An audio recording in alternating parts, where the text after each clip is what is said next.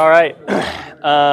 Good morning, everyone. Thanks so much for coming. Great to see you all. Welcome to Hudson Institute. My name is Joshua Meservey. I'm a senior fellow here at the Institute.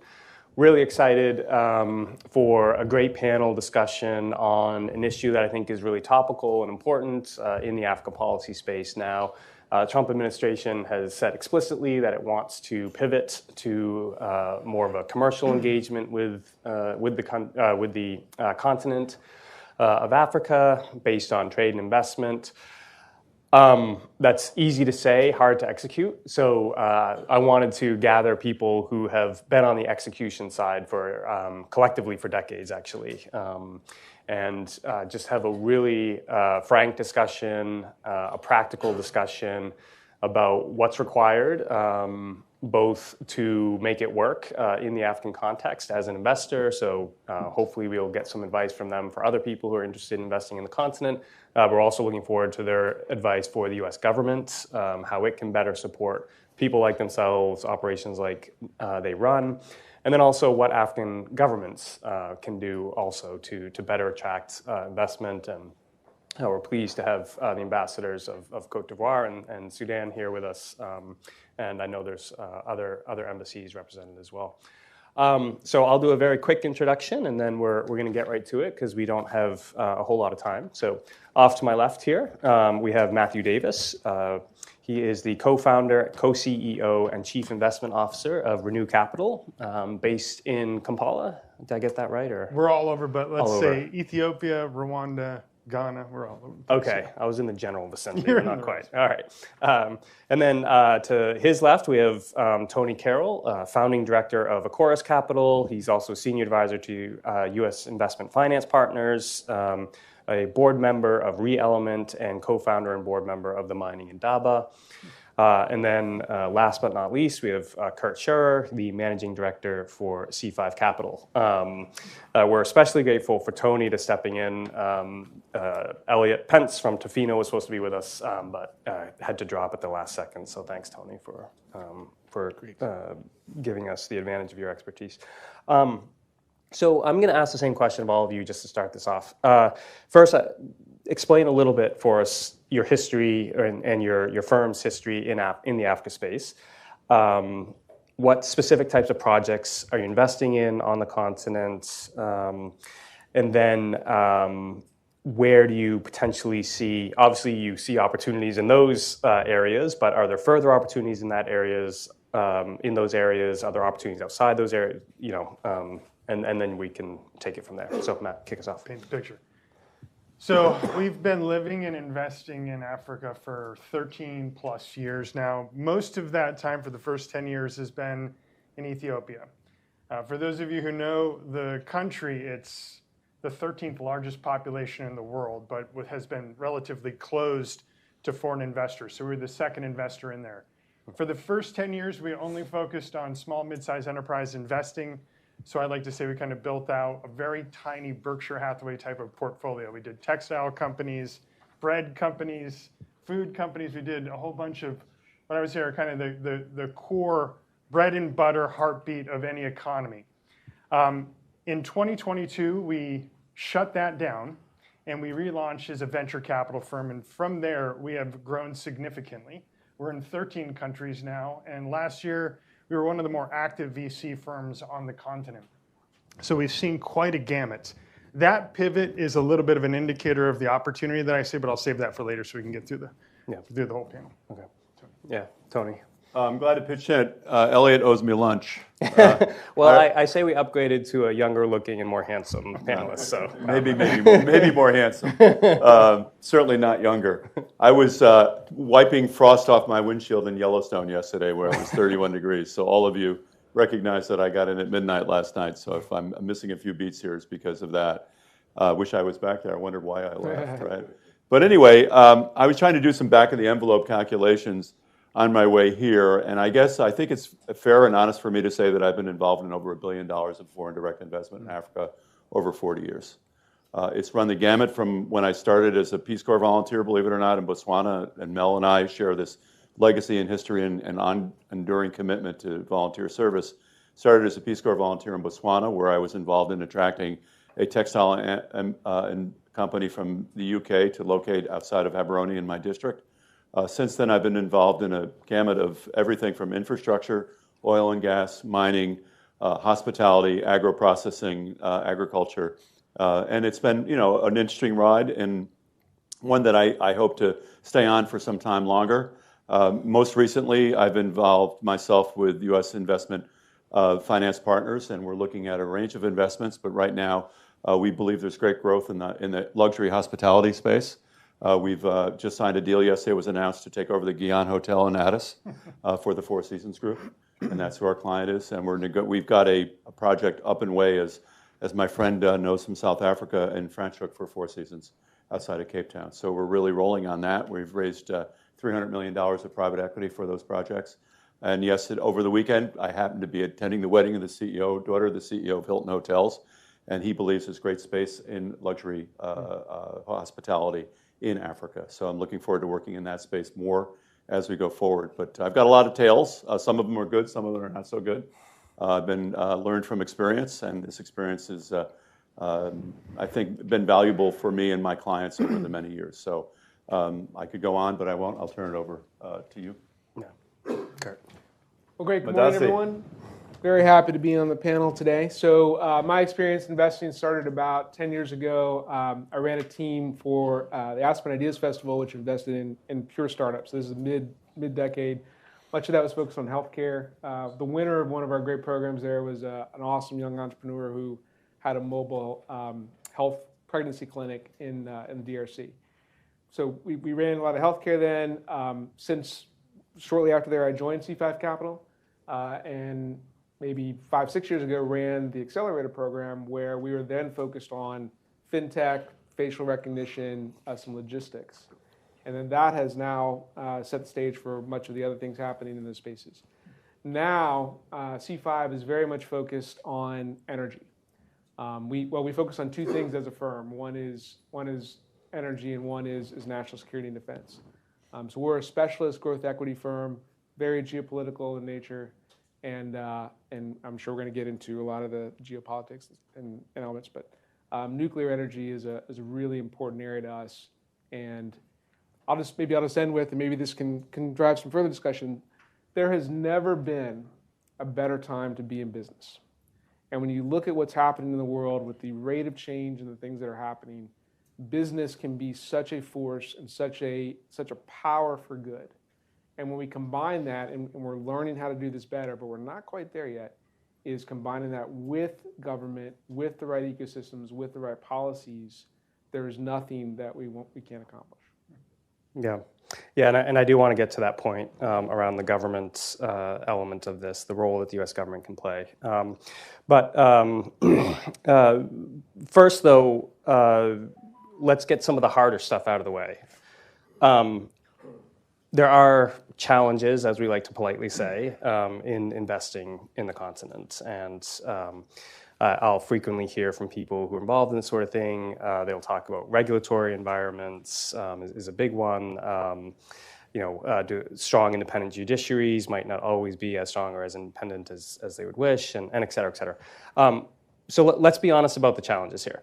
Can you walk us through some of the challenges that you've seen, but then also offer how do you navigate those? So because I think they are surmountable, and people like everybody on this panel has done great business on the continent, so they clearly are surmountable, but how do we do it? Yeah, I would say for us, I think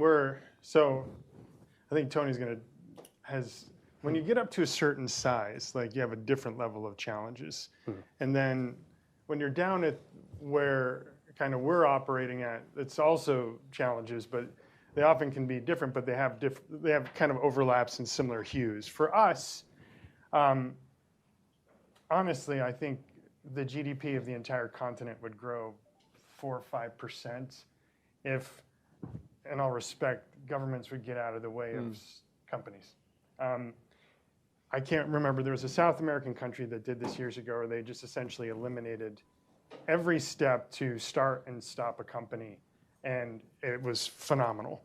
And I get it. I mean, I understand that there's challenges to, of course, keeping things regulated and keeping things controlled. But I think we can do that better here in America, and hopefully we're moving in that direction. So we're no shining example of that. But generally speaking, a lot of our founders, the work we have to put in, like you have a couple people at the firm that are dedicated to working through the paperwork, and it slows things down, and it really creates like a ship, a small boat that's trying to get out of harbor. Those little things, stamps, and I think that the leadership is aligned, right? Leadership wants the country to advance, wants technology to be a part of the future. It's just as that trickles down, that's where things get into a little bit of trouble. So little statements by leaders to say, get out of their way. That's our future. Let them grow. If I hear X, Y, or Z, I'm going to hear about it. I want to hear about it, and you're fired. Like those types of things can literally, like, boom, pivot an entire nation, I think, in the right direction. See some countries doing that. Some countries are not. But that's our biggest challenge, really, is the bureaucracy often. And Ethiopia, I think, is getting better, but they have been really rough place to do that. Under Abi's leadership, I think we're starting to move the needle in the right direction, so it's really exciting. Okay. Yeah, and very quickly on the follow-up there, do you sense a trend here? You say you've seen it's getting better in some countries. Is that an actual trend, or is it just all over the place, it's getting worse in other places? Do you have any sense of that? Well, I think now, I mean, I don't want to put too much weight into what happened earlier this year with USAID. Yeah. But I mean, it's kind of the topic in the room, so let's just bring it out. And I was a pretty strong advocate for us to move in that direction, right? I wasn't saying it happened that quickly, but generally what we're seeing now, the conversations, even in the panel discussions we're having over there, where you have leadership coming on, they're saying, we can do this ourselves. We should be doing this ourselves. We don't need them. That's awesome. Yeah. I love that. And so I think what you're going to see is all of a sudden, I think it's some crazy statistic, 70% of the Africa Union's budget is funded by non-African nations. That is insane, right? If we don't even believe in our own institutions, I say we because I hope you're adopting me some point, but if we don't believe in that and funding that, how are we ever going to do this ourselves? And so I think what I'm hearing is governments are saying, we need to really focus on our private sector. That should be priority number one. We should get out of their way and let them grow and thrive. And I think that is the trend that I'm seeing. I think a lot of that is being accelerated by the decisions made earlier this year, and I think that's a net positive. Yeah. Yeah, I think it strikes me that there is a window of opportunity here for the U.S. government as well, because that's where my focus is, just because of the job I do. But to say, okay, look, USAID, it's gone essentially. Some of its functions have been folded into the State Department, but here's how we can help you with these regulatory environments and et cetera. So great point. Thanks, Tony. What are your thoughts on this one? Well, let me talk about. I could write a book on this topic, so I won't, but bore you. But I'll talk about 4 things that I find very relevant to discussion. As an investor going into Africa, one of the big challenges is valuation. You don't have reference points that are easily available and discernible to outside investors. So I have a house in Arlington. I can tell you pretty much what that house is worth because the house down the street sold for X value, right? So you have comparables. You have a known marketplace. You have willing sellers and willing buyers. One of the real challenges in Africa is valuation. So that's one of the things that you have to be very creative, and you have to spend more time and, frankly, more money in doing the spade work to try to come up with valuations that outside investors will understand. So that's a real structural problem in dealing with, and it's not just Africa, but we are talking about Africa here. The second thing is exit strategies. You don't have a lineup of companies that are willing to acquire your interests. You have to find ways in which to sell your interests. We divested from a company called Paycode in South Africa, which was a fintech company, and operating in a successful company, operating in a well-structured economy, and it took us a long time to find a buyer. So exit strategies are tough. They're just, you don't have a willing seller, willing buyer environment like you do in other environments. The third thing I'm going to talk about, I don't want to beat up on anybody, but is the implementation gap. You get a lot of pronouncements on leadership that are very pro-investment, and then when you get down to the PS or the second level, it just doesn't happen. So there's no sort of consistency in policy. And that happens here too. It can happen in New Jersey. It certainly could happen in New Jersey. But it does really, to me, stand out as a problem. And the last thing is, and I am all for social engagement and development. We can't do it without bettering the lives of people across Africa. But sometimes there's a reality check between what Africans think can happen and what investors realize can happen. And I want to visit the issue that I've spent a lot of time on, which is critical minerals. The idea that Africa has a lot of critical minerals, maybe 35% of the globe's critical minerals are located in Africa. But the idea that having export bans on all processed minerals, unprocessed minerals, to me is not helpful. Processing of minerals takes a long time. You have to infrastructure, you have to have human capacity, you have to have quality control, you have to have lots of investments that take time. So, as a personal example, I started in my time in Botswana when they were just about exploring the Jwaneng mine, which became the largest diamond mine in the world. From that point on, it took De Beers and Botswana, through their partnership, Botswana, 40 years to gradually bring on more and more processing in Botswana. So now the Botswana is the largest diamond processing site in the world. That took time. It took trust. It took engagement at a very detailed level over a period of time. And then lastly, on the country that he mentioned, I was involved in a $350 million acquisition in Ethiopia. I still am sheepish about having encouraged this company to invest there. And we not only paid $250 million for an asset, we spent another $100 million investing in upstream supply, because the previous company was owned by the government, sourced 65 to 70% of its material outside of the country. We're talking about the Meta brewery. So we came in, Diageo, world-class company, and we were there, invested $350 million, and we could not get the revenue authority of Ethiopia to understand the concept of cost of goods sold. All they saw was the revenue, and they said, we're going to tax you 40% on your revenue, without any understanding or calculation of the fact that our profit margins were based on the difference between revenue and cost of goods sold. And we opened up our books. Here, audit them. Take a third-party auditor, look at them.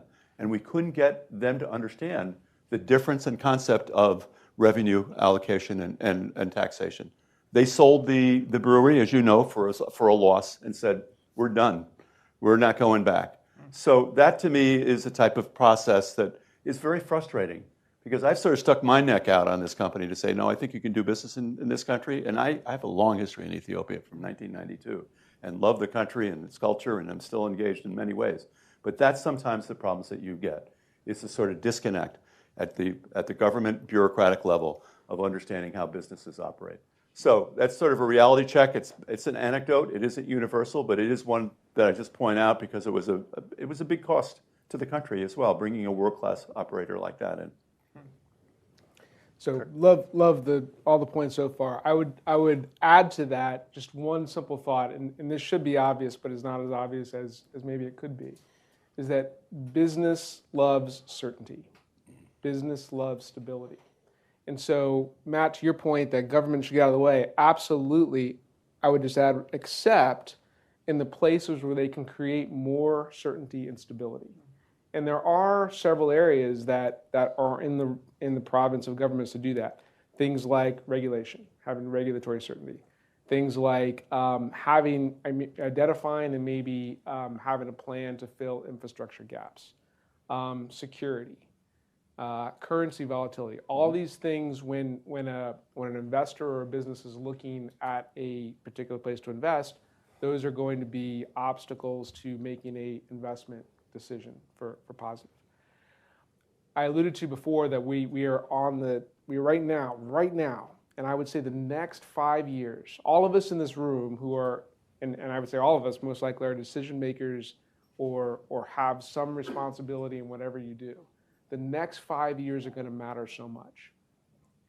And when we look at this term, which has been around for decades, called a public-private partnership, we almost have to come up with a new term, because there's so much baggage associated with that. But if we use an example like nuclear energy, this is an example, and we can talk about it more, and I don't want to spend too much time on it, but the idea that we now have private companies that have significant capital, and I'm specifically talking about the hyperscalers, who have millions and hundreds of millions and billions of dollars to invest in small modular reactors. And it's from a private capital standpoint. And it's in an area that has historically been the province of a government, nuclear energy. There is an opportunity here to change the way that private business and governments work together. And if we can use that as a model, and it'll take longer to get to some cases than others, but having that model to where government sees the importance of the private capital, it takes some of the risk off of having to have those resources, and it allows the partnership to develop in a way maybe it hasn't happened before. That could be a very strong road to success. I was in a U.S. Nuclear Industry Council meeting a couple weeks ago, and there was a very well-known, awesome government leader out of DOE that was advocating for an equity fund for the Department of Energy. So we can talk about DFC and EXIM, and those are great mechanisms. We talk about financing. Those absolutely have to have a place. I would strongly argue we don't need a U.S. government equity arm. That's why we have the private sector. But the challenge is just getting the current leadership on both sides to understand that we can work together in a different way so that the government doesn't have to feel like they have to make an equity investment. Yeah, I hope to do a DFC panel, because that's a whole conversation unto itself, as is EXIM and a lot of the other USG agencies that are supposed to be helping American businesses. So that's actually a really good segue then to this other question: what can, in very specific, concrete terms, the U.S. government do to better support companies like your own, or companies that you've seen, operations that you've seen, if the U.S. government really does want to make commercial engagement at the heart of U.S.-Africa policy, which is something I and any number of others have advocated for. But how do you actually get there? Because trade, not aid, has been around that phrase since Clinton, I believe, and we've never made the pivot. In part, I think, because it's very hard to do. We don't quite know how to do it. So give us some ideas. So, I mean, again, and I'm very biased in all of my opinions. You should just know that. I'll say that right now. Good. And biased in that I have a hammer and everything looks like a nail. So I believe Africa's future is going to be largely tech-driven. I think it's experiencing, and I think my panel probably sees this as well, its private sector is going to mature in the time that AI is transforming so many things, and it's going to be absolutely phenomenal. It's the most exciting, I think, investment opportunity, one of them in history. We have the youngest population coming into a workforce that has no jobs. They're going to start their own businesses. A lot of those companies aren't going to be big booming tech startups. A small piece of them will, but I think a lot of the companies are going to start on phones. They're going to be SMEs, but they're going to be way more tech enabled. And I think that is a huge opportunity, both domestically on the continent, but also for us as the leaders of innovation, of startup, of really, that whole ecosystem. That's our bread and butter here. We're known for it. People want to come. There are other countries in the world that are challenging that, but no place on earth will you find the startup stories like you hear in the United States. Mm-hmm. I think our government doesn't have to compete on critical minerals, although that's good, and I think we should do that. I don't think we have to compete with China on infrastructure. It's good. I think we should do that. I think we can do what we do really well, which is inspire innovation. And one statement from our leadership that says, hey, we believe in the future of Africa. We believe in the youth, and we want to help you start companies there, and we'll do whatever we can to do it. But first and foremost, I want to encourage all of our technology businesses to look at Africa as a market. And then there's very simple things we can do. Create tax incentives to allow U.S. companies to go and find business in Africa. Create mechanisms for them to do that. Encourage young founders in Africa to register in Delaware, which is one of the greatest places for them to, most of our portfolio do that. We can create a corridor that connects the two regions. And we can say, hey, we're gonna set a bold challenge. Let's invest in 100,000 startups over the next 10 years. That would multiply the amount of opportunities on the continent for innovation to happen.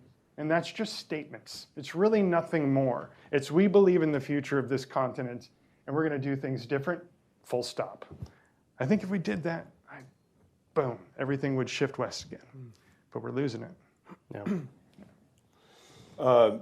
This is, the idea of creating tax incentives, investing in Africa is something that's hung around me like a dark cloud for 30 or 40 years. So, I wish you good luck in convincing the Ways and Means Committee on creating those tax incentives. I just don't think that's possible. Look, I'm going to quote, many of you have heard this before, I'm going to quote a thought leader that I've admired for many years, Moletsi Mbeki. Moletsi Mbeki came and spoke here maybe 10 or 15 years ago, 10 years ago, at the U.S. Institute of Peace about the issue of competing with China. And he said some really interesting things. He said, firstly, Africa better get its act together because once China becomes fully industrialized, they're not going to look to Africa anymore for anything. So I think that's one proposition that he's made. Maybe it doesn't stand up to over time, but he did say that. What he did say, take away from that discussion, was the U.S. competes against China in two areas principally. First of all, and Matt talked about it, is the area of creative capital. And that creative capital is probably not going to come from the U.S. government, as ambitious as they might say. We have to enable our private sector to go out and invest because they understand the calculus of doing business much more than a bunch of bureaucrats whose jobs are not on the line if they make a bad decision. So I do think we have to find ways to enable the private sector to take the lead. But I want to talk a little bit about technology, the second half of Matt's comment. And I think this is a strategic mistake by this administration, and I know that means that I'm probably not going to get an ambassadorship, but let me lay it on the line here. We have 17 national laboratories, an incredible amount of research universities, and that is where we punch above our weight versus anybody else. And the idea of closing or shuttering our national laboratories, which are extraordinary centers of research and development and provide technology platforms for the rest of the world to learn from, and the idea of reducing, and not that these universities, I've sat on the board of the University of Wisconsin, a major university, research university. I've been a professor at Johns Hopkins, the largest research university in the world, and I recognize the academia have skated a long time on overheads and other initiatives that don't pertain to research, and I think their haircuts were certainly in order. But the idea that shuttering, in fact, ReElement, a company that I've joined the board with, started as a research project at Purdue University, one of our leading research universities. And now we're able to take that technology and process critical minerals in Africa, in Cote d'Ivoire, in Sudan, and in Ghana, rather than bringing them to China. That was the result of a research university. Nobody in the world, no country in the world does what we do that well, and that is creating technology that can enable and benefit the lives of people across the world. And if we take a step back and disable that structure, I think we're losing a huge competitive advantage in the future. So I share Matt's opinions about USAID. That institution could not reform itself because the people that were driving the reform agenda were people that had a vested interest in the status quo of that organization. There were the big contractors. You go to USGLC, and they're all sitting around the table with TechnoServe and Chemonics and DAI, and they're saying, we need to reform this institution so long as it doesn't hurt our bottom line. Well, that was never going to happen. We needed to restructure USAID, and I'm okay with that. Completely abolishing it, and you've seen the articles in the newspapers. It's terrible the way it was done and how it was done, and how we recreate some of the good things out of that is a real problem. But I really do think that we can't lose sight of what our advantage is, and that is in the area of technology. And I'll lead with this. Last week I was running 3 panels at Stanford on the mining technology interface. And I can tell you what I learned in 3 days at Stanford on what's new in exploration and production technology, and the use of AI and machine learning is going to transform mining within a generation. Mining has been a slow adapter to new technologies. We're starting to see now an acceleration of the application of AI and machine learning tools to the mining sector. Africa's going to miss the boat unless it's able to sort of receive and accelerate and understand those technologies. We have to do a better job. And one of those bridges is our academic institutions and our national research labs. And I really think that we're missing a boat there by not having them to be at the fore of where we are the most competitive, regardless of your political orientation, or that is really our sweet spot. Totally agree. And so Matt, I would say your idea on intent, getting the sentence out there, I think the takeaway for all of us should be that leadership matters. Always, in anything, leadership matters, number one. I think, Tony, you mentioned, among many great things, the word enable, right? And the reason enable and empower, we can get all of that, but what we're really talking about here, and it's such a beautiful example on the R&D with academic institutions, is we have to ensure, from a Western standpoint, that our bottom-up, decentralized, free enterprise approach to innovation will be superior to a top-down, centralized, sometimes efficient version of our adversary, of China. And the only way you can do that, it's much harder to do things in a decentralized way. That's what a democracy is. But if you've got to understand the interfaces, you have to make the relationships, you have to be willing to establish trust, all the things we know about, all the different types of stakeholders that we're talking about. And whether we're talking about diplomatic levers, legal levers, financial levers, capacity building, all the things that the government can help, the U.S. government can help with, it all has to do with those relationships.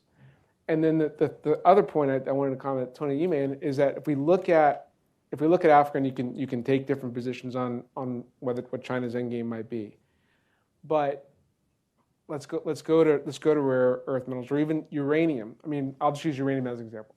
So many people have looked at the supply of uranium globally and matched that against the demand and what that means from an energy standpoint. We tend to look at it a little bit differently. We look at uranium supply in 3 buckets. And again, this is from a Western investor standpoint. Those countries that have uranium that are aligned with the West, all the way on the other side of the bucket, those countries that have uranium that are aligned with, say, Russia or China. And then the interesting bucket is the bucket in the middle, those that may not have made a clear decision one way or the other, or maybe both.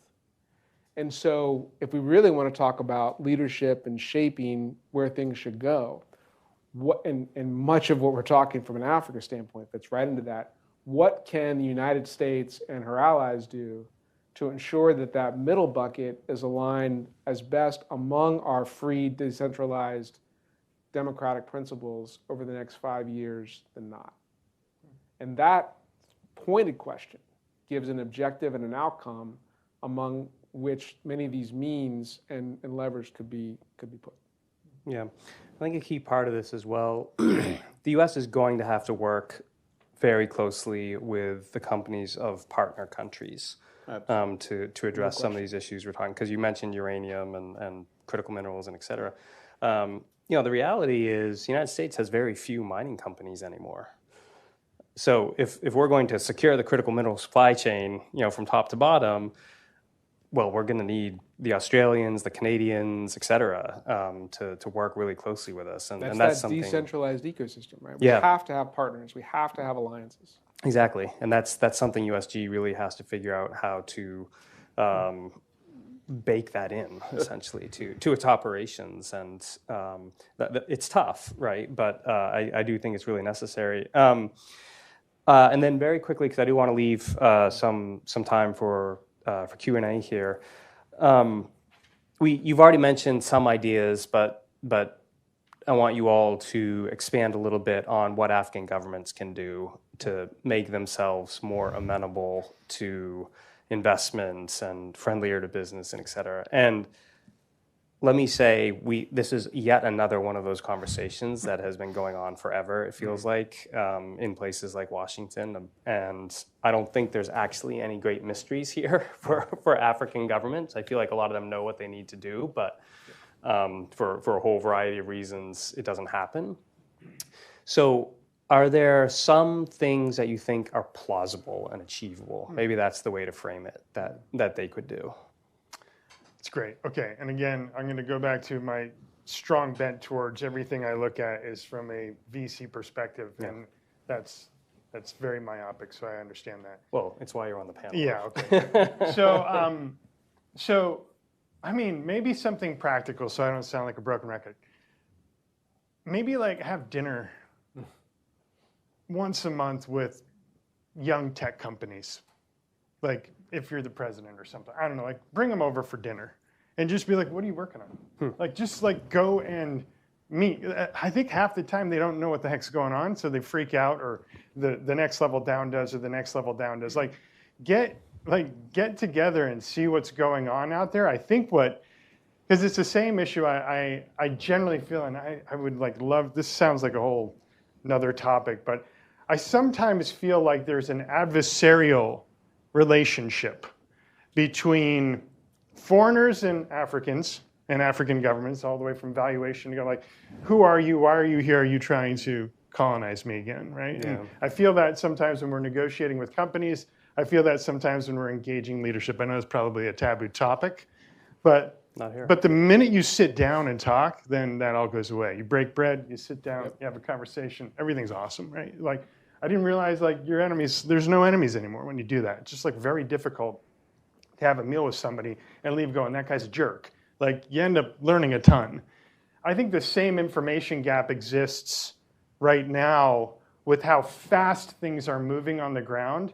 And you're seeing this young population kind of break away from the old guard, and it's happening quick. And I think instead of seeing them as like trying to like do something that's nefarious, see them as like coming alongside them and counseling them and coaching them and helping nurture that. And maybe it's just dinners. I don't know, but I think there's an information gap right now that I see, and I hear this all the time. When they shut off a fintech company in pick your country because they don't trust them and they go after the founder and try to throw them in prison, that does not send the right message. And it's often just an information issue, right? Yeah. They didn't get it. And why haven't I heard about that company before? It's like, I don't know, because you're not out there. Yeah. So. Yeah, there's sort of a demographic sort of nexus here, which I fully agree with Matt, that there's an old guard in leadership that either mistrusts or is not able to communicate with a very dynamic younger generation. And every president that I've seen in Africa talks about youth bulge, youth problems, all that, but very few of them really take that advice and see it incorporated in leadership. It's still very much a top-down, we mistrust the youth, and that's to me not the way to go. But one practical piece of advice that I learned at Stanford, which I think is worthy to impart here, and it's fairly narrow, it's on the minerals space. And it was a comparison between what happened in oil and gas and what's happening in mining. Oil and gas, about a half a generation or generation ago, decided to make open data as the norm in oil and gas exploration. So you would go into a data room in Houston and you would get Cote d'Ivoire's Sinotep, Petrosi. You could see Petrosi's data on what its offshore fields had, and you could make an evaluation, do we want to go after that license or not? There was an open data availability, and that transformed the oil and gas industry to be where it is today. There's only 2 countries in Africa that have open data in mining, Nigeria and Malawi. So 52 countries in Africa still hold on to their knowledge of geographic information.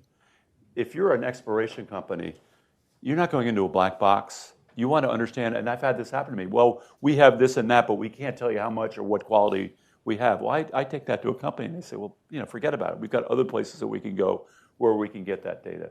So the idea of developing, and this will probably come up in the mining Indaba next February, is the idea of opening up that space for making data available is going to accelerate investment in that space. And then lastly, on this notion that the U.S. doesn't invest in, he's right. U.S. has very few large operating mining companies. I was a mining and oil and gas lawyer early in my career, and I recognized that was shut down for a lot of reasons, regulatory, environmental, securities. There was a lot of fraudsters, and they moved to Canada and Australia, where some of them are still fraudsters.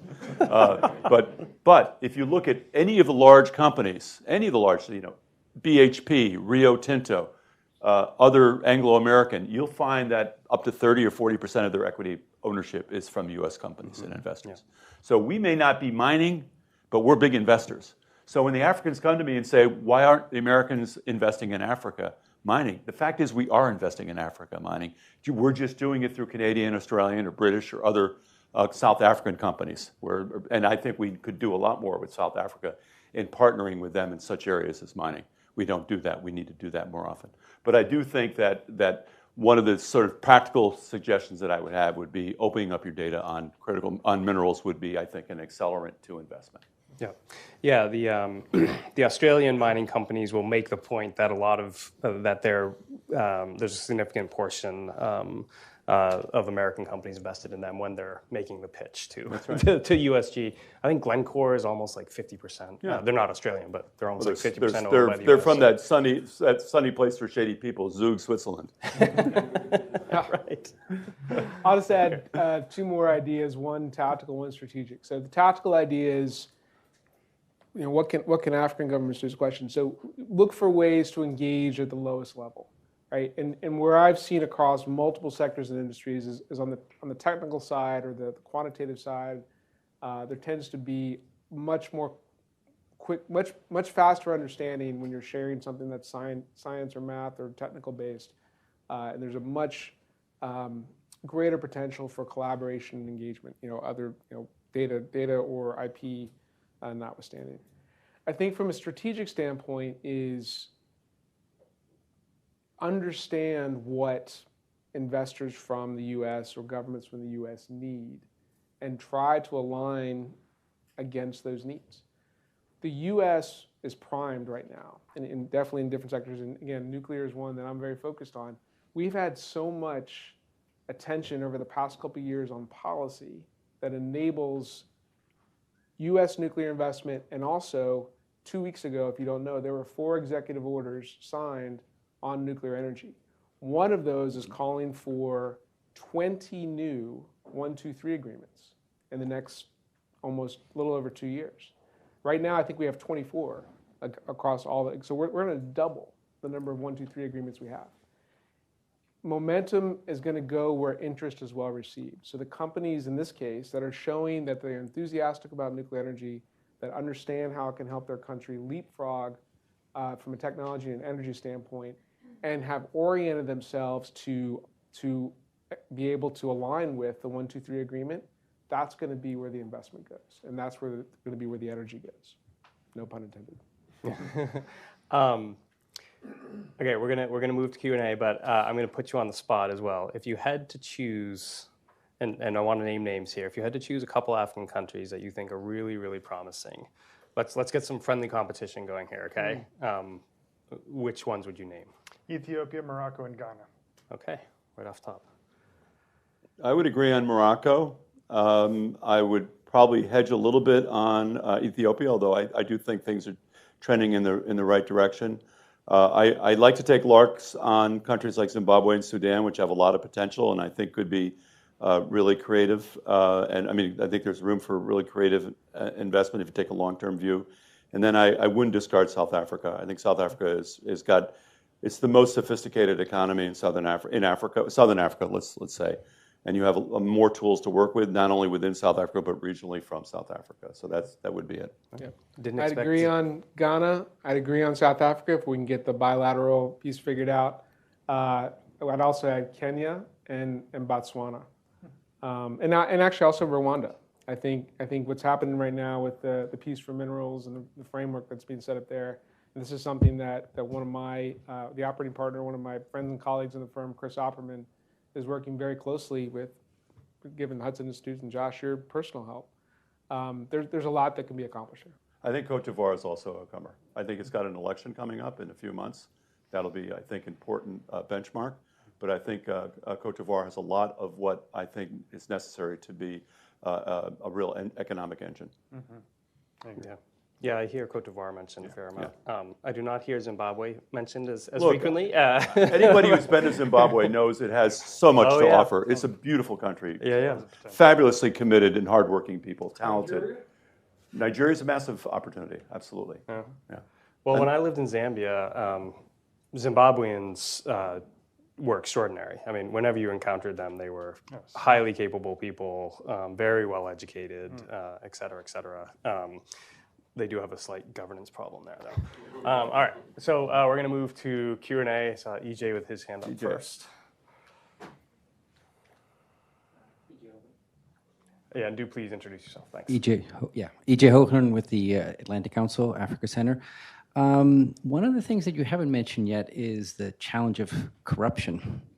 And I was just wondering if you could kind of speak to how you kind of address that and how you think the U.S. government should be approaching it. I mean, obviously, famously, the Trump administration has kind of decided to kind of backpedal anti-corruption work, and I was just wondering whether this is just a reality that you have to work with, or you think that you would want to see more support for kind of drawing a threshold on this issue. Thank you. Yeah, and thank you for the question. I also want to do a panel just on the corruption question because it's such a big one, but we'll try to tackle it quickly here. Who, if anyone wants to try to tackle it quickly here? Tony. Yeah. Look, I think, notwithstanding what's happened to the FCPA, I would like to say that it's navigable. I do think you can't be naive. You have to go in with your eyes open. You have to align yourself with honest local partners. You have to do your homework. You have to turn away from the quick, easy deal. I've done that for 40 years. Yes. I think you have to take the long-term view, and I think it's manageable. You're right, Mel. I passed over Nigeria. There's no place more dynamic than Nigeria at the business level. But the institutions of governance in Nigeria are very frustrating and challenging, I think it's fair to say. But it is, the fourth most populous country in the world within a few years. If you go there, the dynamicism of the private sector is just phenomenal. The creative talent, the level of sophistication that you find in the business community, but it is constrained by its institutional weaknesses. And they operate at the very bottom to the top level. I remember once being in a Minister of Commerce's office to try to finalize the passage of their visa to align with AGOA. So this goes back to the year 2000. And the permanent secretary of that ministry said, we get this done tomorrow as long as you give me $100,000. Completely upfront about it. $100,000 and we'll get this done. And I just was stunned. It was just, I find a way to work around it, fortunately.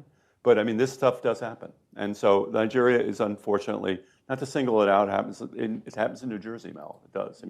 4 of the last 5 mayors of Newark have gone to jail. So I understand that. But it is a constraint. And thanks, EJ. I think you can navigate it. Any other questions? Or I think Ambassador here. Okay, yeah. Brad had a quick follow-on, and then we'll go to. All right, Brad. Yeah, thanks, Brad Brooks Rubin. I guess as one of these apparently dreaded bureaucrats that everyone's sort of dismissing on the panel, but having received a lot of calls from American companies about corruption, human rights issues, license to operate. If we are moving into a world in which there is going to be no USAID support, less bureaucratic support, how do you, maybe it's a more focused way of asking EJ's question, how do you do the right level of due diligence and ensure you have addressed license to operate in broader issues when you're looking for a world in which you're seeking no kind of bureaucratic or kind of governmental support? I find it hard to balance the calls I've gotten saying, we're trying to come in and we just got asked for a $100,000 bribe, or this company is connected to this kind of illicit sanctions issue. Why aren't you doing more about it? And also being told that sort of the bureaucracy is in the way. So where do you look for the right frameworks? How do you do the right level of due diligence to ensure you're navigating those issues and you don't get stuck? And then maybe a quick follow-on related, we've talked a lot about China, but I haven't heard much discussion about the Gulf. And if we think about investment now across most of the countries you talked about, I think the most interesting and dynamic and also challenging and problematic actors come from across the Gulf. And it'd be interesting to understand how you've thought about that changing dynamic.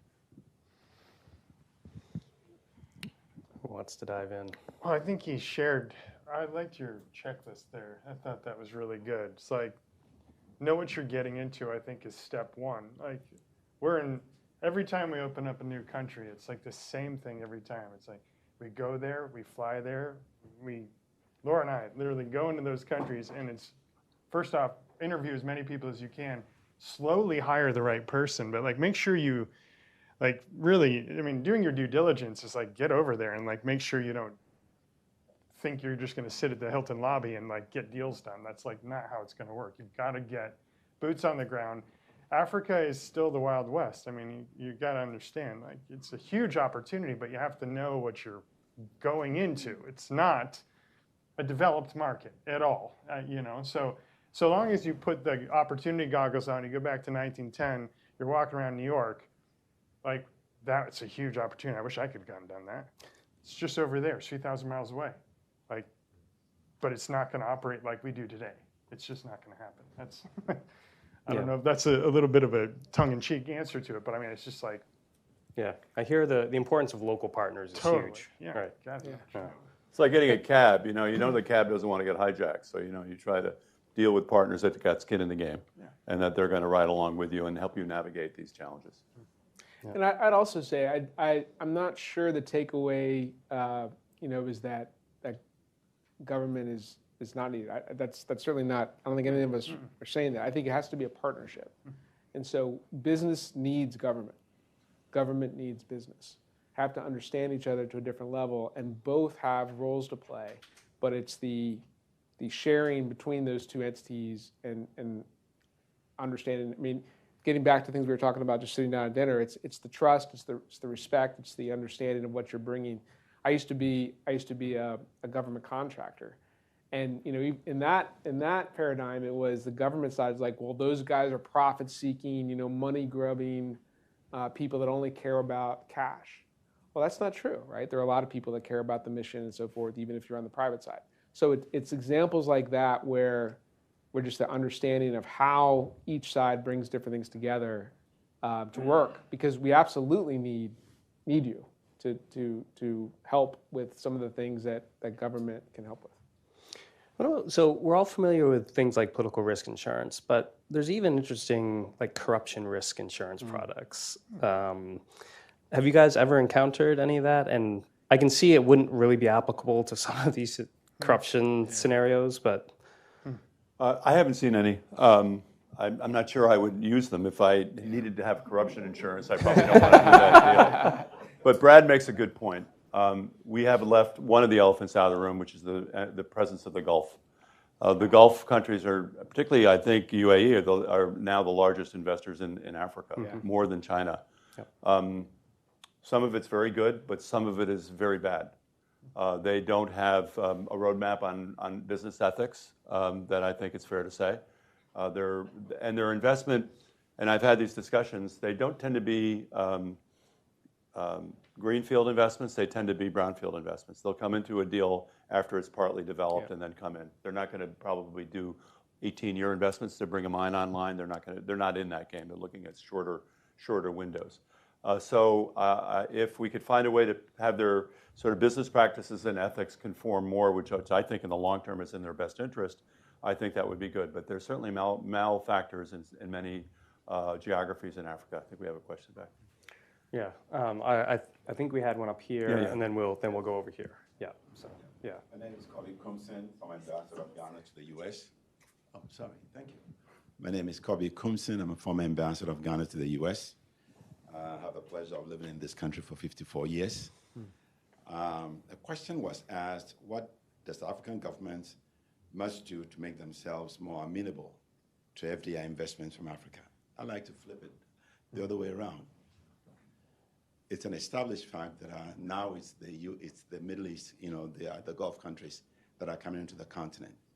But for the last 25 years or so, China literally dominated the entire continent with little investment that they made in strategic areas because nobody was coming.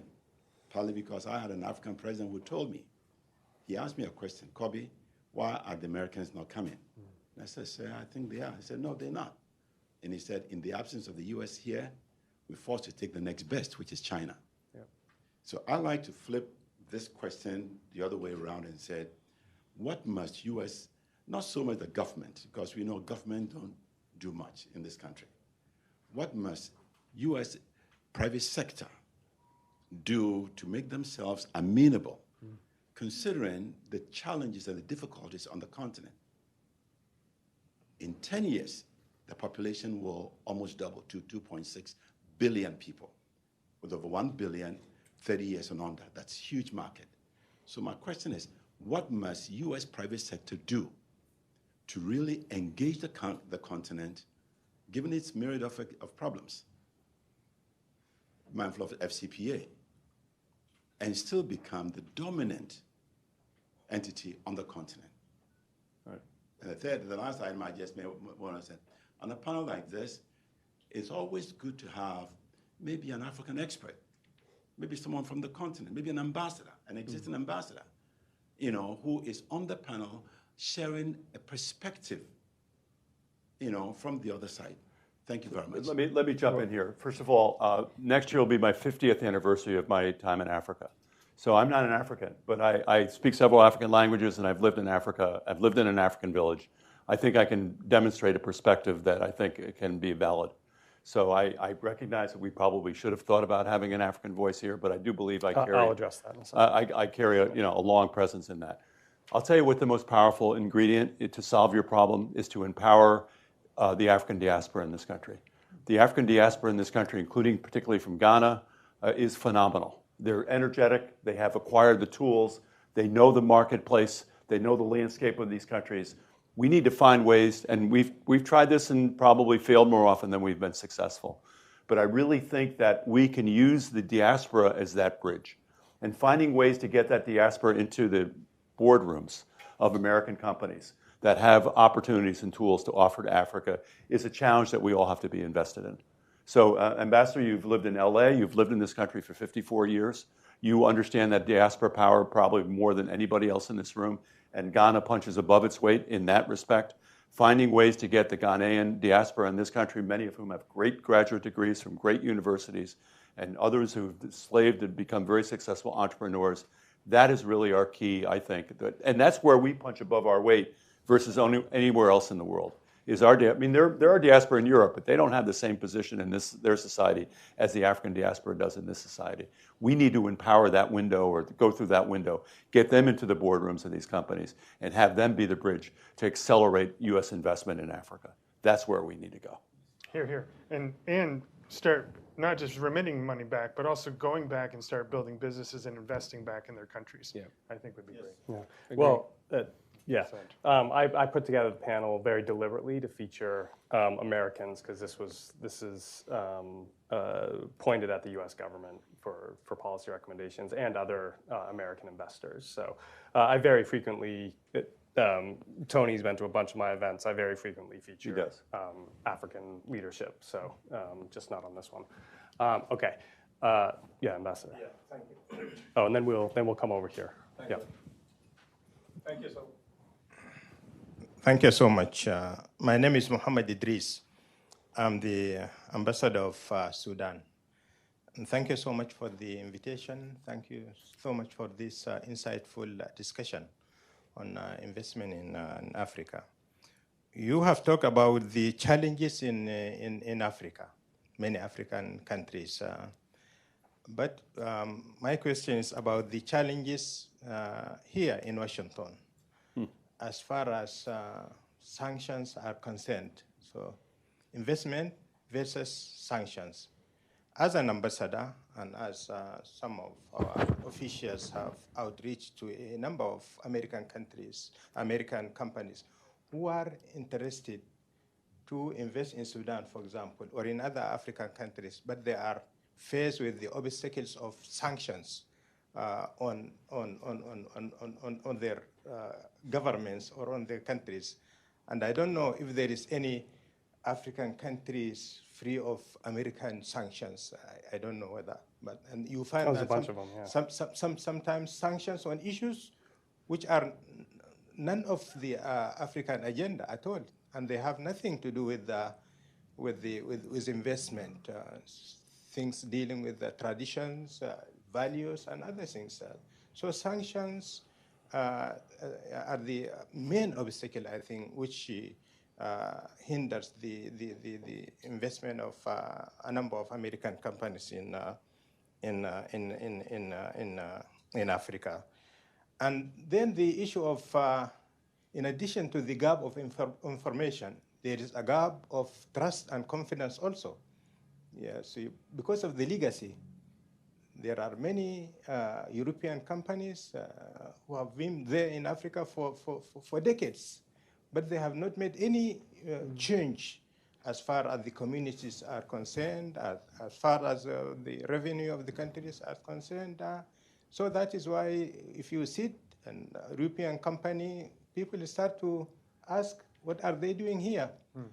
They don't know, they don't ask them questions in a Chinese or Russian company. You don't know. They should. And there we see, in my village, I see Chinese, there are Chinese, though I am living in a remote area in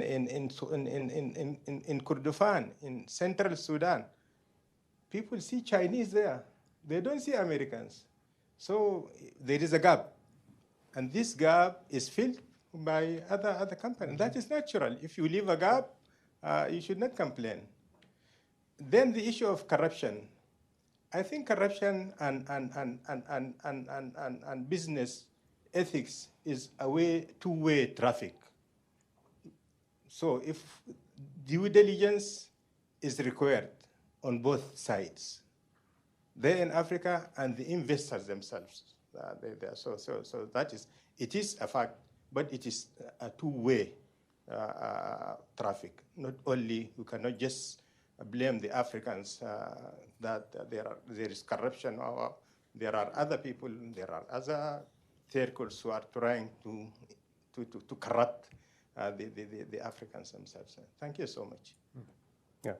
No, I think, there's many examples of companies behaving poorly from all over the world regarding corruption and et cetera. I promise to go over here to this gentleman, and then Ambassador, we'll get to you. So, yeah.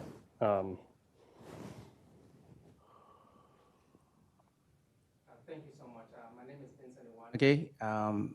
I'm the CEO of Habit Inc., but more importantly, I'm the chair of the Governor's Commission on African Affairs in Maryland. I think mine is not a question, but to answer the gentleman's the statement he made about corruption. I'll give you an example with the state of Maryland. If you have a large contract, so say a contract of over $1 billion, and a company from outside of Maryland is bidding for those contracts, they partner with a local MBE that understands, how business is done in Maryland.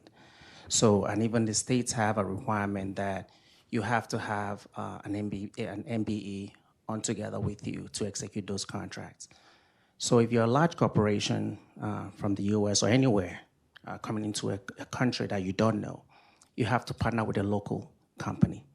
And most of those countries have it, it's called the local content law. So if you're a big company coming into the continent and you decide to go it on your own, of course you're gonna see a lot of things. As the panelists say, if you go to New Jersey, you experience the same thing. So for any company coming into the continent, the best thing to do is to partner with a local company or partner with a local partner. Let the local partner navigate for you because they understand the place more than you do. So if you have those things in check, then you don't have to worry about corruption because they will deal with that while you do your 70% or whatever percentage they have. Then I think the panelists also mentioned it. That's one of the things I wanted to say is the diaspora here, the Nigerians, the Ghanaians, the Kenyans, they bring a lot into the economy here. So why don't you also take the diasporans here that understand the continent to go with you? But also, one of the things that is often overlooked, like we talk about the contributions of diasporans here in the US, I haven't seen a diasporan being appointed as ambassador in the continent where they come from. So I know that, for example, a Nigerian that is doing well here that doesn't have to be an ambassador in Nigeria, but he can be an ambassador in Kenya. So some of those things are things that will signal that the US is ready to invest in the continent. Thank you. Yeah. I think we have had quite a few diaspora actually serve as ambassadors on the continent. But yeah, the local partner thing, as we've been discussing, I think is critical because it's for all the reasons you mentioned and the others up here. So we're already over time here, but Ambassador. Last word. Yeah. Microphone. Oh, you may just have to project. Yeah, that's okay. We don't need the microphone. Okay, thank you for putting this together and for this very insightful discussion that we experience here. You know, Africa is a land of opportunity overall. A minimum of around 70% of the population in Cote d'Ivoire, for example, is less than 35 years old. So it can be a challenge, but it's a huge opportunity, especially in the IT sector, artificial intelligence, IT, and everything. What I want to say is that we need to promote dialogue, engagement between U.S. private sector and our government, because most of the time, people have so many set ideas about Africa and about our countries. When they think about first corruption and everything. But reforms are being undertaken there. In Cote d'Ivoire, for example, we have created a one-stop shop fully devoted to English-speaking companies, Anglo-Saxon companies, fully. And there is currently a framework that is being put together. That's an example for a dialogue between the government of Cote d'Ivoire and the U.S. Embassy and U.S. companies to try to review all the projects that are in the pipeline and see which kind of solution we can bring, how we can walk through, American companies, through the administrative procedure to facilitate the investment. So I think it is important to go beyond words to set up this kind of framework whereby we can identify our priorities as host country, but also the opportunity American companies bring and how we can work together to materialize the investment. That's what I wanted to underline. Thank you. Yeah, thank you.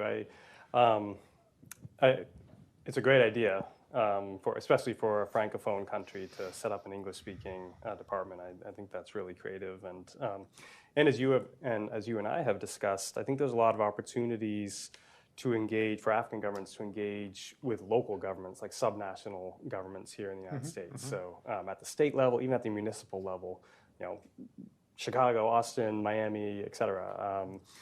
I think there's Houston. Houston is a lot of African ambassadors go to Houston actually, but for very good reason.